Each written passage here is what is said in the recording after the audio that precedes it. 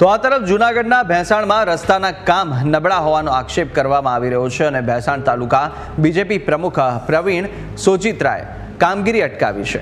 વાવડી ગામમાં રસ્તાની કામગીરી અંગે આક્ષેપ કર્યા છે અને અધિકારીઓને બોલાવી અને રજૂઆત કરી છે। ધૂળ નાખી અને રસ્તા બનાવતા હોવાની ફરિયાદ હતી। સેમ્પલ લઈ તપાસ અર્થે મોકલાયા, ત્યારે રિપોર્ટ ના આવે ત્યાં સુધી કામગીરી બંધ કરવા માટે સૂચના આપી છે। કોન્ટ્રાક્ટર સામે કાર્યવાહી કરવા માટે માંગ કરાઈ છે। વાવડી ગામે જે રોડ રસ્તાનું કામ ચાલે છે, ગુજરાત સરકારે 60 કરોડ જેવી માતબર રકમ મંજૂર કરી ખજૂર એણમતિયા ચોકડીથી જૂનાગઢ ચોકડી સુધી 10 મીટર પહોળો રસ્તો કરવાની કામગીરી હાલ મધુરમ કન્સ્ટ્રક્શન દ્વારા ચાલી રહી છે।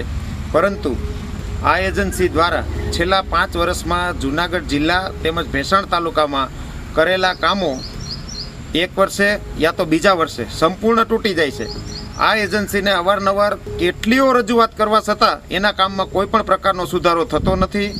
અધિકારીઓ પણ કયા કારણોસર આ એજન્સીનું રાખે છે એ પણ સમજાતું નથી।